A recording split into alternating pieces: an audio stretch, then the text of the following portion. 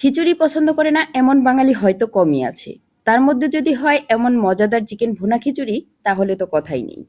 আসসালামু আলাইকুম এভরিওয়ান, আশা করি সবাই ভালো আছেন। আমার ভিডিওগুলো যদি আপনাদের ভালো লাগে তাহলে অবশ্যই লাইক কমেন্ট শেয়ার করে আমার পাশেই থাকবে। খিচুড়ি রান্না করার জন্য প্রথমেই মুগ ডালটা হালকা করে ভেজে নিচ্ছি। মুগ ডালটা ভেজে নিলে এর ঘ্রাণটাও যেমন সুন্দর আসে, এটা সিদ্ধও হয় খুব তাড়াতাড়ি। আজকে আমি খিচুড়ি রান্না করার জন্য দুই ধরনের ডাল ব্যবহার করছি, মুগ ডাল আর মসুর ডাল।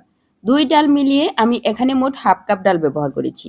আপনারা চাইলে কয়েক প্রকারের ডাল মিক্স করেও ব্যবহার করতে পারেন, না হলে এক প্রকারের ডাল দিয়েও রান্না করতে পারবেন। ডালটা খুব ভালোভাবে ধুয়ে ভিজিয়ে রাখছি আধা ঘন্টার মতো।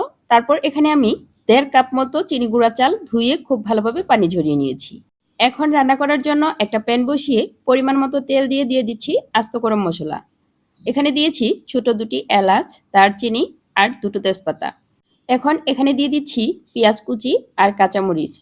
পেঁয়াজটাকে ভাজতে ভাজতে যখন গোল্ডেন ব্রাউন হয়ে আসবে তখন এখানে দিয়ে দিচ্ছি 1 চামচ আদা রসুন বাটা। এখন আদা রসুনটাকেও খুব ভালোভাবে ভেজে নিতে হবে। তারপর এখানে অল্প একটু পানি দিয়ে দিচ্ছি, যেন মশলা দিলে মশলাটা পুড়ে না যায়। এখন এখানে দিয়ে দিচ্ছি পরিমাণ মতো লবণ, মরিচের গুঁড়া, হলুদের গুঁড়া, ধনিয়ার গুঁড়া আর অল্প একটু জিরার গুঁড়া। এখন এই মশলাটা খুব ভালোভাবে কষিয়ে নিব। যে কোনো রান্নার টেস্ট কিন্তু নির্ভর করে মশলাটা কষানোর উপর, তাই অবশ্যই মশলাটা খুব ভালোভাবে কষিয়ে নিতে হবে। মশলাটা খুব ভালোভাবে কষানো হয়ে গেলে এখন এখানে দিয়ে দিচ্ছি সেই কেটে ধুয়ে রাখা চিকেন। এখন এই চিকেনটাকেও মশলার সাথে খুব ভালোভাবে কষিয়ে নিতে হবে। মুরগির মাংসটা কষানোর জন্য আলাদা করে পানির প্রয়োজন পড়বে না। এই মুরগির মাংস থেকে যে পরিমাণ পানি বের হবে সেটাতেই এটা খুব ভালোভাবে সিদ্ধ হয়ে যাবে। মাংসটা খুব ভালোভাবে কষিয়ে নেওয়ার পর এখানে ধুয়ে রাখা সেই ডালটা দিয়ে দিচ্ছি।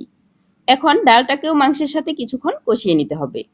অনেকেই খিচুড়ি রান্না করলে দেখা যায় ডালটা খুব ভালোভাবে সিদ্ধ হতে চায় না, তাই এভাবে চিকেনের সাথে যদি কিছুক্ষণ ডালটা কষিয়ে নেওয়া হয় তাহলে ডালটা কিন্তু খুব ভালোভাবে সিদ্ধ হয়ে যায়। ডাল আর মাংস কিছুক্ষণ কষিয়ে নেওয়ার পর এখানে সেই ধুয়ে রাখা চালটাও দিয়ে দিচ্ছি। এখন অল্প আঁচে এটাকে খুব ভালোভাবে ভেজে নিতে হবে। চালটা মাংসের সাথে যত ভালোভাবে ভেজে নেওয়া হবে খিচুড়িটা কিন্তু ততটাই বেশি ঝরঝরে হবে। চালটা ভেজে নেওয়া হয়ে গেলে এখন এখানে দিয়ে দিচ্ছি ফুটন্ত গরম পানি। এখানে আমি সর্বমোট 1.5 কাপ চাল আর আধা কাপ ডাল ব্যবহার করেছি। তার জন্য এখানে আমি ফুটন্ত গরম পানি ব্যবহার করেছি 3 কাপের থেকে অল্প একটু বেশি। খিচুড়ির পানিটা যখন শুকিয়ে চালের গায়ে লেগে আসবে তখন এখানে দিয়ে দিচ্ছি অল্প একটু গরম মশলা, 2 চামচ ঘি আর কিছুটা পেঁয়াজ বেরেস্তা। এখানে পেঁয়াজ বেরেস্তা আর ঘি ব্যবহার করার কারণে এই খিচুড়িতে একটা শাহী ফ্লেভার আসবে। এখন নেড়েচেড়ে খুব ভালোভাবে মিশিয়ে নিয়ে অল্প আঁচে দমে রাখতে হবে 10 থেকে 15 মিনিটের মতো। আপনারা যে পাত্রে খিচুড়ি রান্না করবেন সেই পাত্রের তলাটা যদি পাতলা হয় তাহলে অবশ্যই নিচে একটা তাওয়া ব্যবহার করবেন, তাহলে আর খিচুড়িটা লেগে যাওয়ার সম্ভাবনা থাকবে না।